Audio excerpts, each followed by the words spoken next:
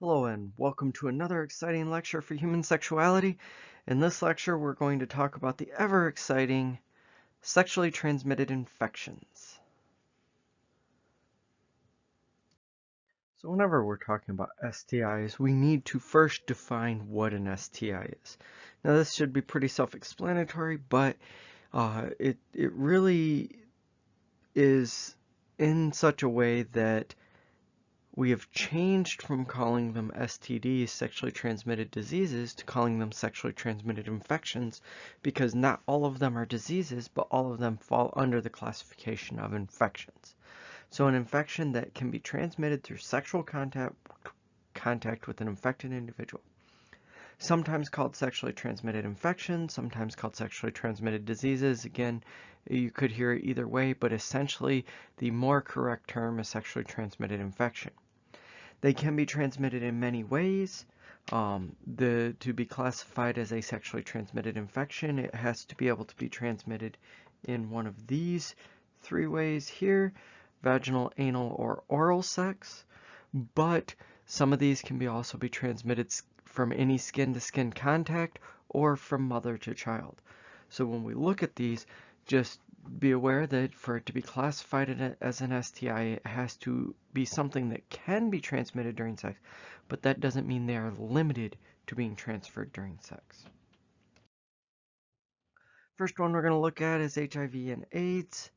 So HIV, the human immunodeficiency virus, can be spread through bodily fluids, which again is going to fall under sex. So sex can transmit HIV, but since it's spread through bodily fluids, anytime bodily fluids are exchanged, and we're not talking about saliva here, we're talking about bodily fluids, the blood, semen, those types of bodily fluids. But anytime bodily fluids are exchanged, this can be passed on. One of the things to be aware of is that during sex, you get what's referred to as microabrasions. So microabrasions are abrasions in the lining of the penis or the vagina, and you aren't even aware of it, but it is in those microabrasions, it is basically fluids can be released, blood can be released. If blood can be released, blood can be pulled in. So this is where HIV can be spread even with things like anal sex, oral sex. It can be spread. It's much less likely, but it can be spread. So the actual most common way for this to be spread is vaginal sex, but it can be spread in the other ways. AIDS itself, acquired immunodeficiency syndrome, is the late stage HIV. Basically, HIV affects the immune system. It attacks the immune system. It diminishes the immune system. Once the immune system is diminished to a certain point, it is considered to be AIDS, because from that point, it becomes such that the immune system is beat down so much that it can't come back, is a good way to explain it. However, there's been a lot of advances, even though we have no specific cure, even though there's a lot of work going on with that. We have no specific cure. There has been a lot of advancement in treatment, and people who are diagnosed with HIV or even full-blown AIDS have the ability to live a full, healthy life through the administration of immune system boosting drugs. So the drugs that boost the immune system to the point where even with AIDS, you still have an immune system. The next one we'll talk about is hepatitis. And while there is more than these, the most common types are hepatitis A, B, and C. What hepatitis actually means is inflammation of the liver, because all the different types of hepatitis basically affect the liver.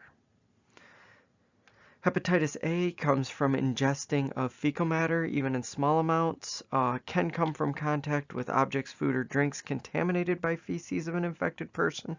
So hepatitis A is basically spread through fecal matter. It is relatively rare in industrialized countries. However, in non-industrialized countries, in countries where there isn't proper sanitation, where you'll get a lot of fecal matter that just might end up in drinking water, stuff like that, hepatitis A is much more common. Should point out, hepatitis A can be sexually transmitted, but it's much rarer for hepatitis A to be sexually transmitted than relative to B and C. Hepatitis B comes through blood, semen, or other bodily fluids from an infected person, even in small amounts. So hepatitis B can come from things like birth, from an infected mother, sex with an infected person, sharing needles, even sharing personal items such as a toothbrush or razor can do this because you can get blood on a toothbrush or a razor.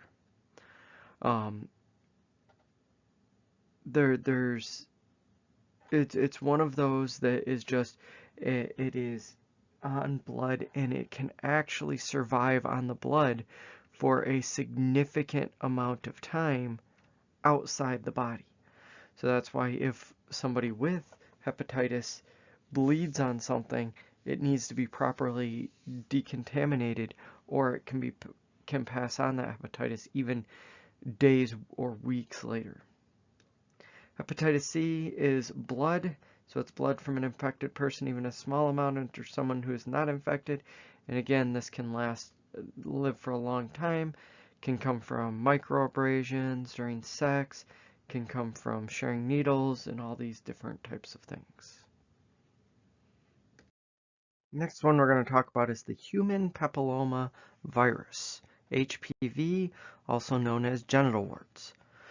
With this, it's one of those sexually transmitted infections that actually has a very high incidence rate. What does that mean? It's actually very common for people to have HPV. Some of the numbers that I've heard is as many as 80% of people have HPV. Another one I've heard is over 90% of sexually active people have HPV. However, the important thing to note is that most people with HPV do not actually know they're infected. They may never develop symptoms or health problems from it. Some people will get a few warts that then go away or treated and then never come back. However, because it's a virus, you technically have it in your system the rest of your life. But it is very highly contagious. Therefore, like I said, over 90% of sexually active people are believed to be carrying it. It doesn't mean you're going to pass it on. It doesn't mean that it's going to cause any issues at all, because the majority of people who have HPV don't even realize they have it. It is important to note, though, that there are different kinds of HPV. There are different, and I'm not going to go into them here, but there are different kinds of HPV. Some of them are completely harmless. They've got no known negative side effects other than the warts that can occur. Some of them, though, are harmful, especially to women. There are types of cervical cancer that are caused or increased chances of getting with certain kinds of HPV. So it's something to take seriously, even if there's the fact that the majority of people already have it. There is no known treatment for the virus itself. However, there are vaccinations to prevent it. There are vaccinations that will prevent certain strains of HPV. There is no vaccination that I'm aware of that completely prevents all strains of HPV, but there are vaccinations for the harmful strains of HPV. And there are treatments for the health problems that can be caused, different types of ablation, freezing of the warts is another way they'll do it. So they'll either cut them out or freeze them with the term just won't come to my mind, but they'll freeze them. However, it is to be aware that there are cervical precancers and other HPV-related cancers that can be caused by certain strains of HPV. So if you have HPV, it's something to be aware of and get checked regularly for, especially for women. There is some harmful things that can happen with men, but it's actually relatively rare, whereas it's much more common for women. Next one we'll talk about is herpes. So herpes is a STD that's caused by two types of virus, herpes simplex 1 and herpes simplex 2. These are almost interchangeable now. So one is genital, two is oral. However, it's really something, and we'll talk about this on the next slide, how there's really no way to fully tell which one is which unless you get an actual biological test of the herpes.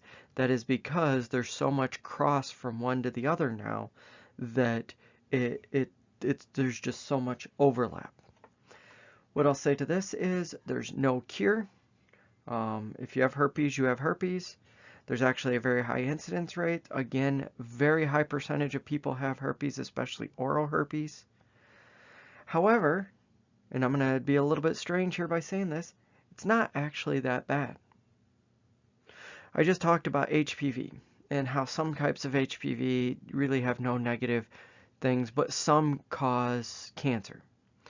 We'll talk about some of the other ones that can cause infections, that can cause erectile dysfunction, that can cause harm to in a lot of different ways. With herpes, unless you get herpes in the eyes, inside the ears, so that's something that can be transferred to babies through birth.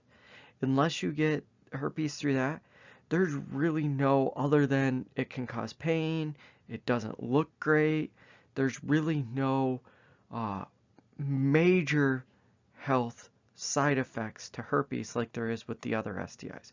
I'm not saying if you've got herpes, you should be going out and having unprotected sex. Herpes is one of those that isn't transferred at high rates when you're not having an outbreak. So when you're having an outbreak, that's if you know your partner or you have herpes and the other one doesn't, you can, if there's not an outbreak occurring, you can potentially have unprotected sex if you're trying to get pregnant or for whatever reason. I'm not going to be the person who's going to stand up here and say you should have unprotected sex, you should have protected sex, this, that, or the other thing. That's up to you to decide. A lot of these STIs, you can see reason to have protected sex unless you're in a long-term committed monogamous relationship. That being said, herpes is one that's generally only passed when you're having an active outbreak. So if there's no active sores, then it's got a much lower rate of passing. However, if you're having an active outbreak on your mouth, if you've got oral herpes, that can be passed to the genitals. So just something to be aware of. As I already said, the difference between 1 and 2 is pretty much indistinguishable now. The difference between genital herpes and oral herpes is so strong you can't tell which is which without a lab test because of the plain and simple fact of they've just got so much overlap now. So you can have genital herpes on your mouth, you can have oral herpes on your genitals. And there's other places you can have it on your body. You can get it on the skin. You can get herpes just from skin-to-skin contact. So contact sports like wrestling and other full contact sports like that, you can get transfer of it. It can result in rashes on the body. But the most common for herpes is on the mouth and the genitals. Next one we'll look at is chlamydia. So chlamydia is a bacteria. It's actually the most frequently reported STD in the U.S., even if it is not the most frequently, even if it's not doesn't have the highest incidence rate. That is because many people with warts and with HPV and with herpes aren't even aware they have it. So even if there's more people that have HPV and herpes, um, the thing is most people don't seek out help because they don't even know they have it. Whereas chlamydia, many people who have it, even though there's usually no symptoms, many people who have it do have very obvious symptoms. So in females, you'll get abnormal vaginal discharge, burning sensation, and it can lead to things like PID, pelvic inflammatory disease, which can cause long-term pelvic pain, inability to get pregnant, those types of things. So chlamydia, when left untreated, can be pretty bad in women. In men, it typically comes from discharge from the penis, again, burning sensation, pain and swelling of the testicles, even though that's less common, but it can lead to, in rare cases, inability to have children because of the infection spreading to the testicles. The infection spreads to the tube that carries sperm, which can cause pain, fever, and again, sterility in rare circumstances. So it's the sterility for both males and females is relatively rare. But again, there is these long-term symptoms. It is something, though, that is completely treatable. It's a bacteria. It is 100% treatable. If you know you have it, you can be treated. Same with the next one. So gonorrhea.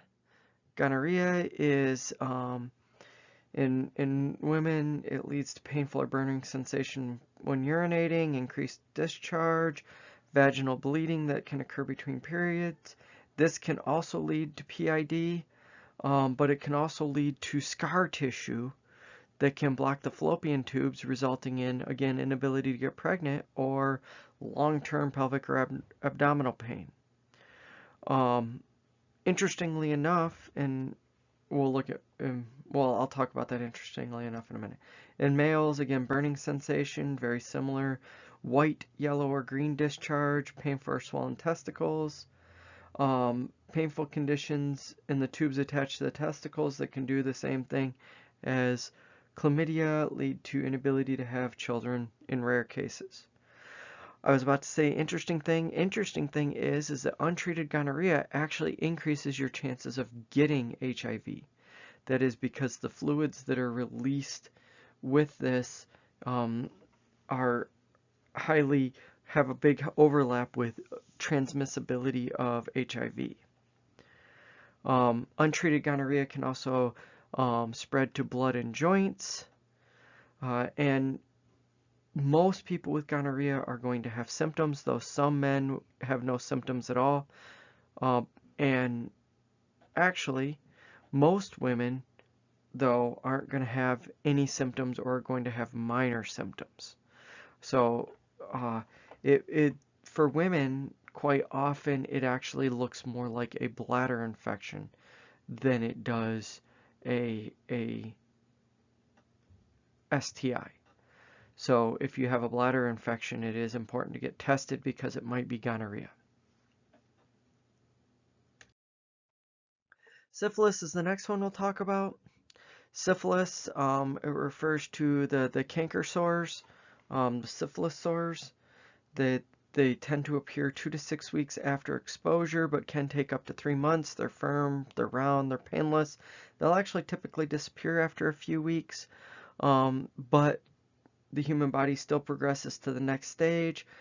Syphilis can be pretty devastating. It is something that is sexually transmitted, but it can be pretty devastating in that it can lead to sterility, it can lead to death, it can lead to cognitive problems. Syphilis will affect the brain in the later stages. So syphilis is one of those that is pretty severe. Syphilis is completely treatable. So if you've got the signs of syphilis, you can get treated. Penicillin will completely wipe out syphilis, which is really unfortunate because a lot of people with syphilis don't seek out treatment, don't get treatment. So it's a completely treatable thing that has very devastating long-term outcomes that many people don't seek out treatment for because of various different things.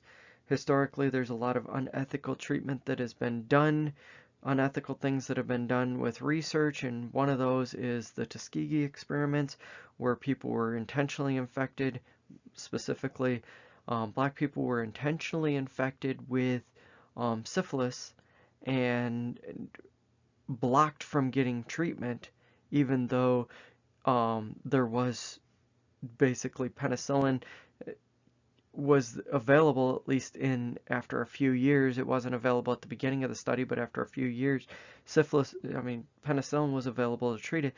The people that were infected were blocked from getting this treatment because the researchers wanted to find out what the long-term outcomes were. Very unethical, and has actually led to a lot of the reason why African American individuals tend to still now be skeptical of medical science, especially when it comes to things like treatment of sexually transmitted infections.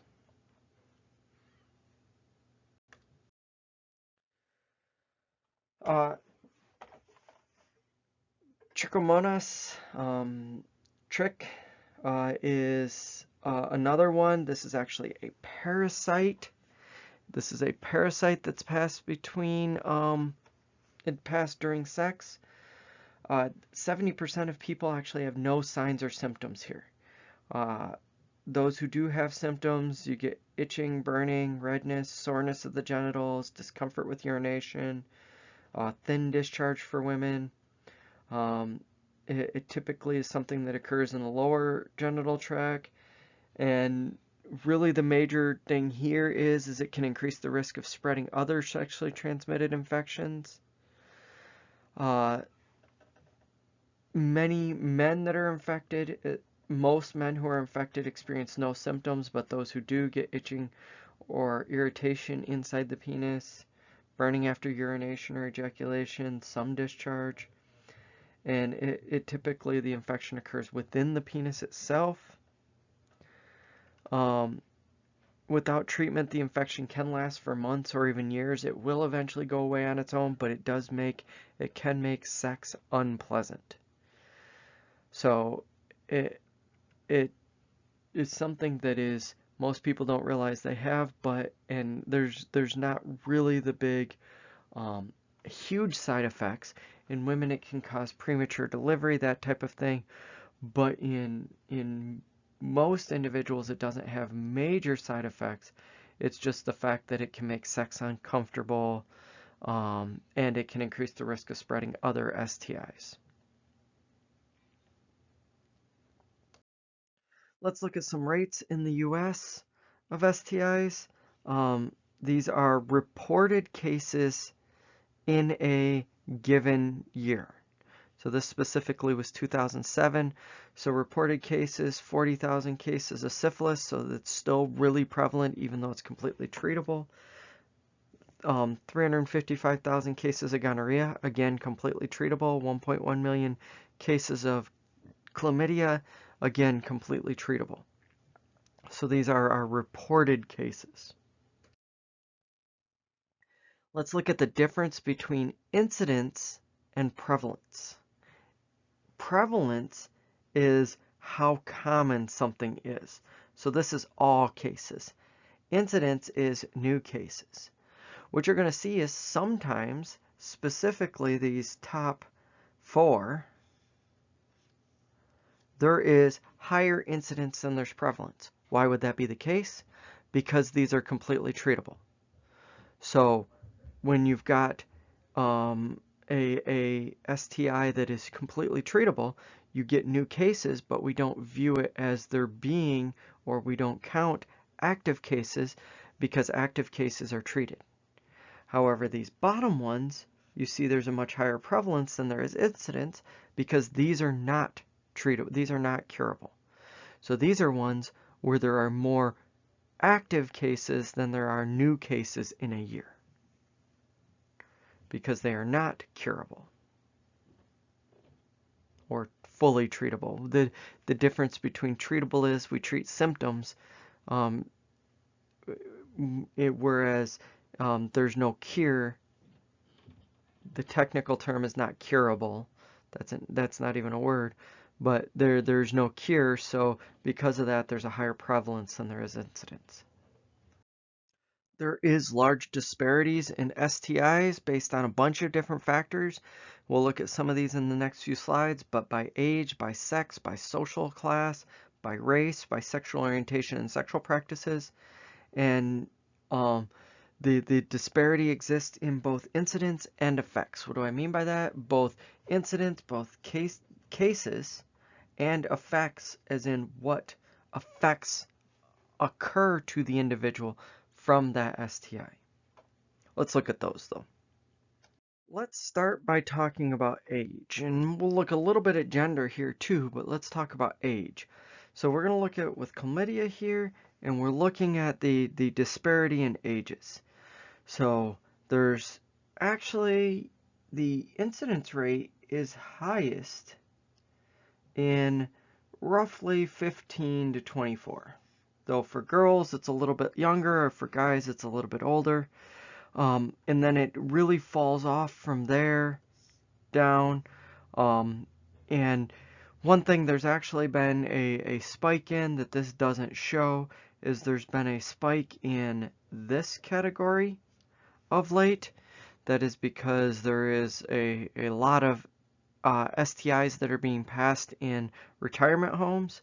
So we don't like to think of our grandparents having sex, but our grandparents are having a lot of sex in retirement homes. They don't have to worry about getting pregnant, so they're not using protection. And we've had in recent years a drastic increase in STIs in the oldest age group here.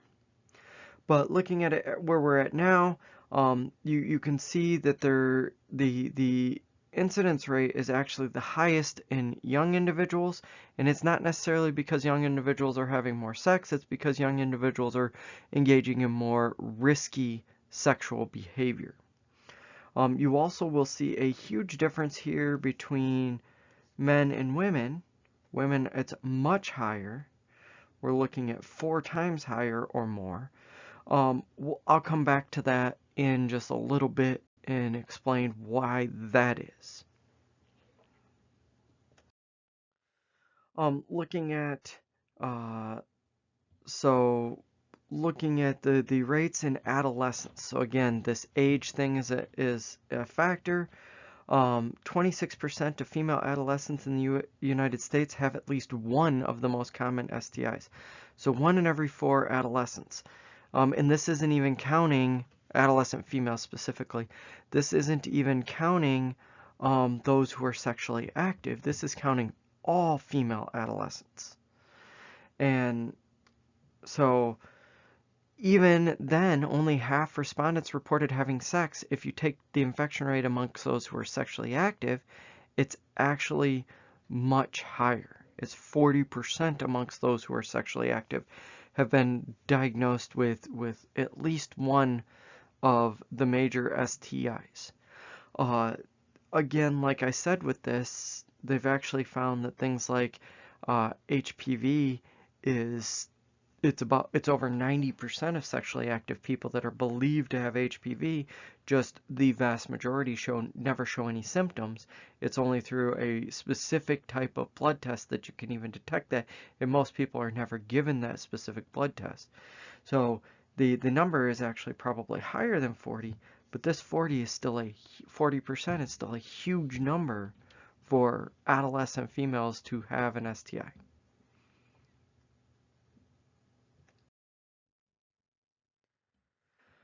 So why? Well, why is it higher in adolescence? It's in young 20s. It tends to be because of risky behaviors, serial monogamy, or not even monogamy at all, alcohol and drug use that leads people to engage in risky behaviors and leads people to engage in sex that they wouldn't normally do.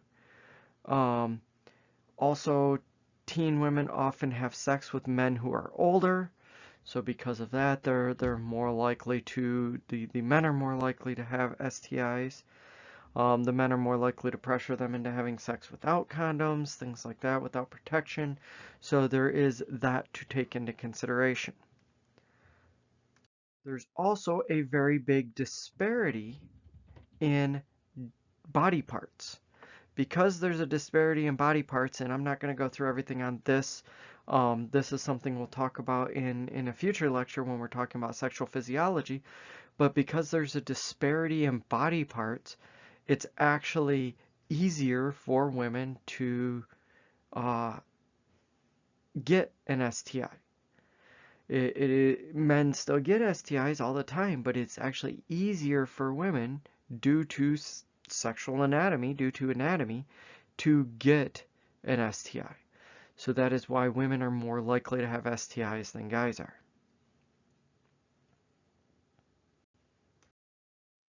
So when we look at things like chlamydia, um, you've got total is in the center here, women are up here, and men are down here. So you can see that it's pretty consistent that women are at least twice as high, if not higher, than men in sometimes up to 4 times as high um, of incidence rates of chlamydia. And that is, again, because of various different things. Part of it's because guys are less likely to show symptoms, so you get a lower diagnosis there, but also because women can get chlamydia easier than guys can.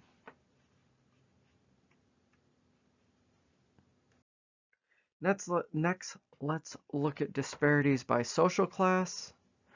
So there is a significant difference in healthcare utilization by neighborhood.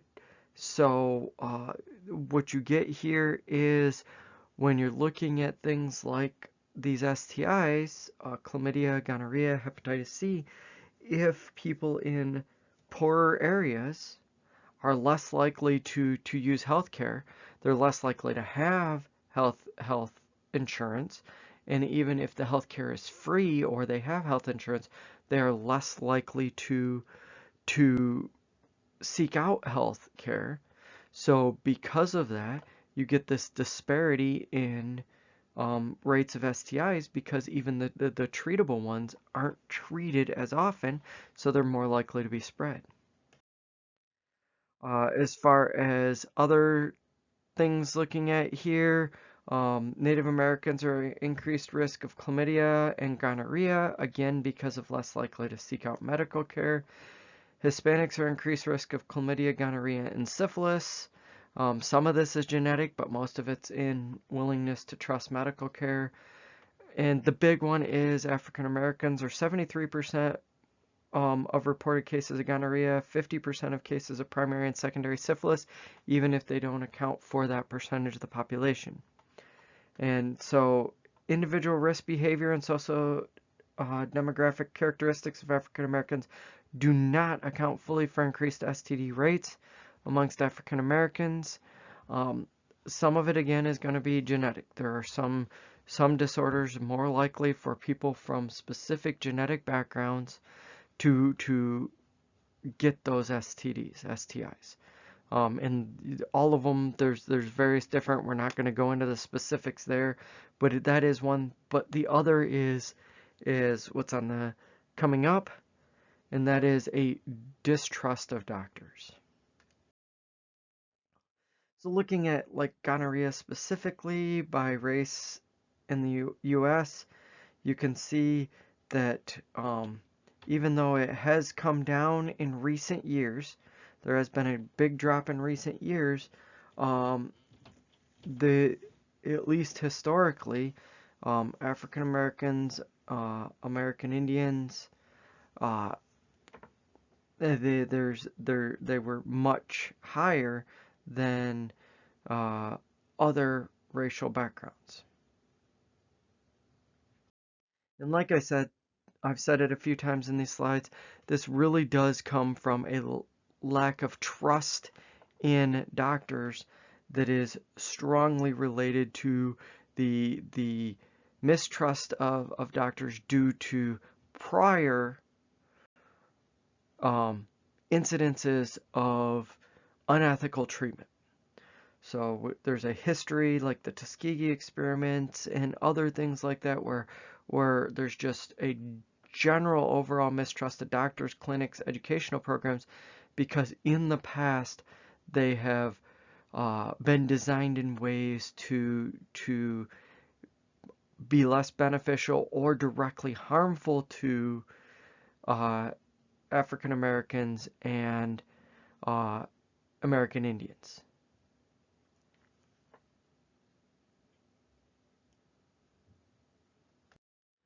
Next, let's look at sexual orientation. So, self-reported viral STD rates amongst bisexual women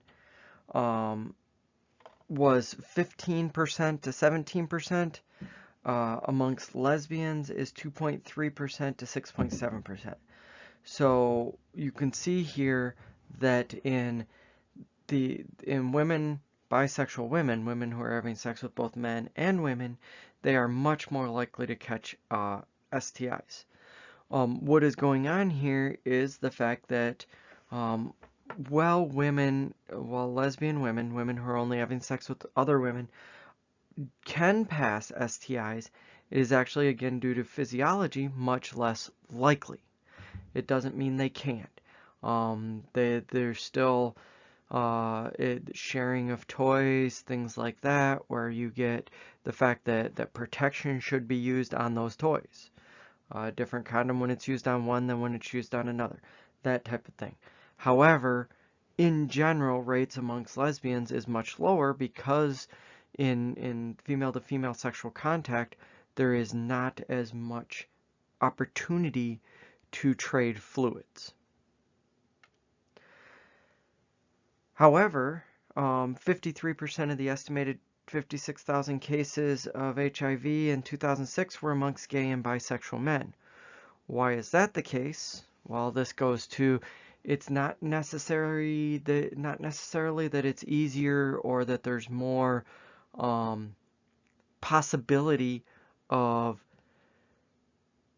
transmitting an STI in homosexual men's sex. It is the fact that most men who are homosexual do not use protection. So when we're looking at the difference between heterosexual and homosexual men, the disparity in STI is mostly explained by use of protection. There is other things to consider besides just protection, and that is that anal sex has a higher rate of transferring certain STIs than does vaginal sex, but it's only slightly higher. It's not a lot higher. So there is the fact that there is the different modes of sex, the modalities of sex, the different types of sex can result in different levels of transmission, but the majority of the difference in transmission of STIs that you're going to find is due to the use of protection. One thing that I did forget to mention on that previous slide, and I can't go back when I'm recording it, is another factor, another issue is that gay men have, when you're looking at it comparatively, more sex than heterosexual men.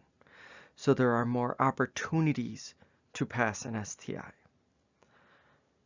Okay, but we'll come back to that later when we talk about sexual orientation later in the semester. So, what can you do to reduce your risk of an STI? Well, obviously, no risk at all is complete abstinence. This isn't generally realistic, but complete abstinence, not having any sex at all.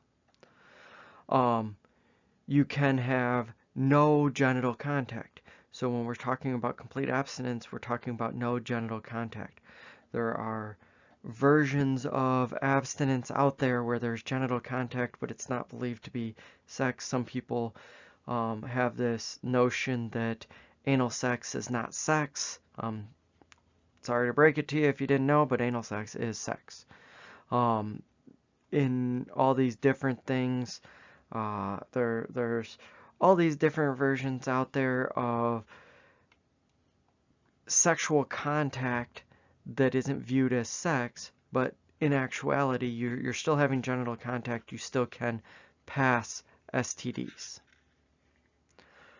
Another thing is mutual monogamy between non-infected partners. So if you've got no infidelity occurring, both people know they're free of STIs, then your chance of passing on an STI is extremely, extremely small. Of course, there's other ways you could get an STI than just sex, so it's not zero, but it's basically no risk. However, there are other ways that you can have reduced risk. The main is protected sex, correct and consistent use of condoms and other barriers, having fewer sexual partners, especially if you're going to have many partners if it's serial rather than having many at the same time. And especially the key one amongst everything is if you are having sex, unprotected sex, to get regular STD testing. Because even if you think your partner is being faithful to you, they may not be.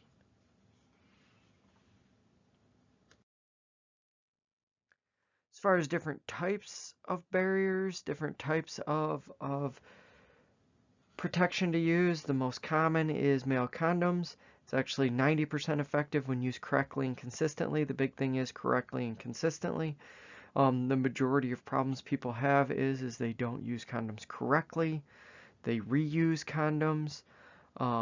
They don't use them consistently, as in that let's say people are having sex and it comes off and they just continue having sex without it. No, it's correctly and consistently. There are 3 different main kinds. There's latex condoms, non-latex condoms, and lambskin. Latex is by far the best of them when it comes to effectiveness. If you have a allergy to latex, the non-latex versions can be used. They are thinner, they are more expensive.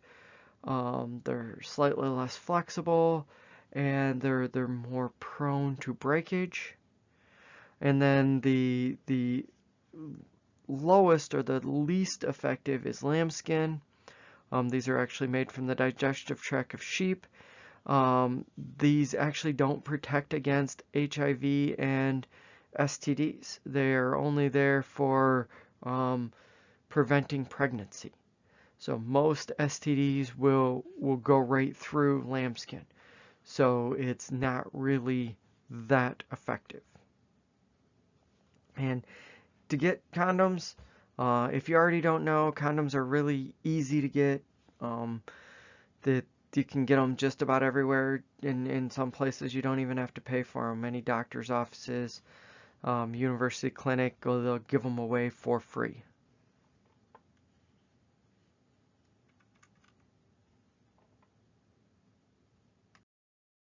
So the do's and don'ts, so correct and consistent use. Do, keep condoms in a cool, dry space. Do, put the condom on an erect penis before any genital contact, not after some has already occurred. Hold the condom in place at the base of the penis before withdrawing after sex, because this is where the condom can come off. Do throw away the condom after it's been used. Use water-based lubrications, not oil-based. Because oil-based can break down latex condoms. Don't use expired condoms. Don't unroll the condom before putting it on. Don't leave the condom in hot places. This can cause it to break down. A lot of people keep it in their wallet. Don't keep it in your wallet. Don't use oil-based products, as I already said.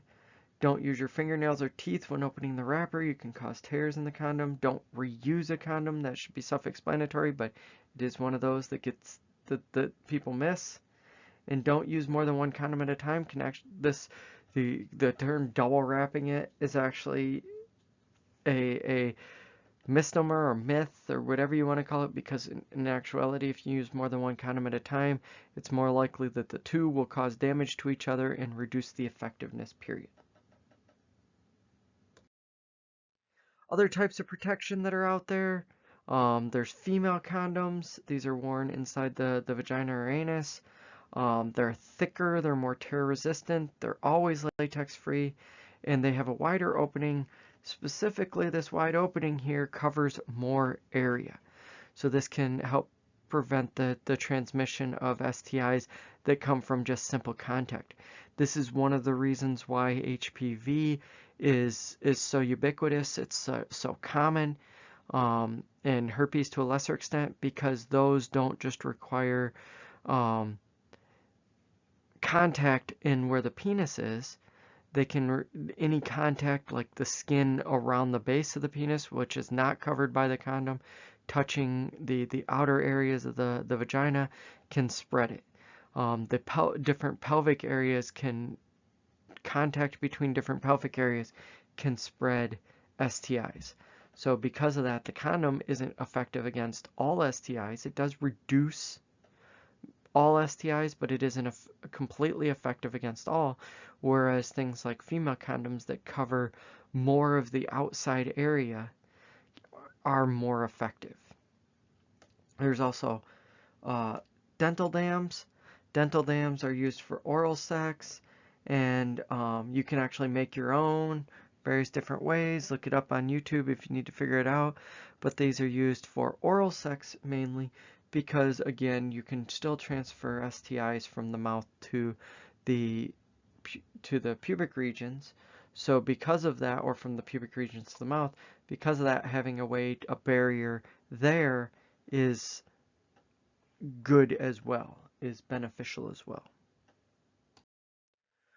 Also, the strong thing I encourage is regular STD testing.